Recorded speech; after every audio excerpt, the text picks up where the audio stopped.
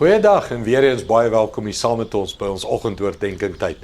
Ons praat van om hy verdere tree te gaan, daai klip gooi verder saam met Jesus te gaan. En toe het ons gepraat van klim ons op teen die berg, want hy hele boom klim vir Jesus en al daai skriffies, of harder skree of druk deur. En die opgang teen die berg is toe oorgevat Nuwe Testament toe. Handelinge, die uitstorting van die Gees. Maar daar was 'n versie in Eksodus 19 wat presies so herhaal word in die Nuwe Testament. En ek wil daar begin. 1 Petrus 2 vers 9. Hy sê, dit geld egter nie vir julle nie, want God het julle as sy volk gekies. Julle is 'n koninkryk wat uit priesters bestaan, 'n nasie wat heeltemal in God se diens staan, 'n volk wat heeltemal Godsin is. Dit het God bewerk, sodat julle vir almal kan wys hoe goed hy is. Dit is immers hy wat julle uit die duisternis in sy wonderlike lig ingeroep het. Mens, hierdie woorde is groot.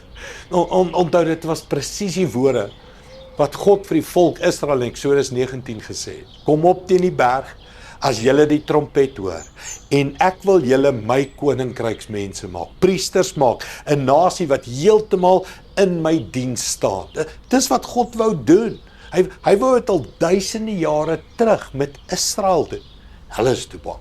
Toe kom Petrus hulle, en hulle gaan in die bowetrek in. En Petrus skryf hierdie woorde, om te sê, ons het dit gedoen wat die volk nie gedoen het nie. Maar nou kan ek en jy dit ook sê, dat ons is Godse. En hy het ons in die lig ingeroep, en ons staan almal heeltemal in God se diens. Mens, hoor jy dit? Jy werk dalk by 'n werksplek, maar jy staan in God se diens.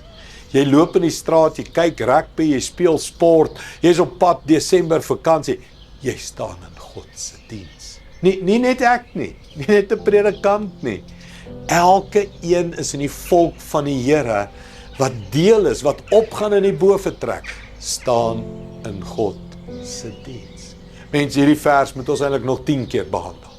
Dat ek en jy laat die penny drop. As jy opgaan in die bowetrek en God vul jou met sy Gees, is jy 'n predikant. Jy's in voltydse diens. Jy's heeltemal, jy verteenwoordig God, jy's sy volk. En ek en jy moet daai verantwoordelikheid vat. As mense wat in die lig lewe, uit die duisternis uitgered is. Kom ons bid dit saam. Hemelse Vader, hier so baie dankies in hierdie versie. Here, dankie dat U ons gered het. Dankie dat U ons in die koninkryk ingevat het. Dankie dat ons priesters en profete is.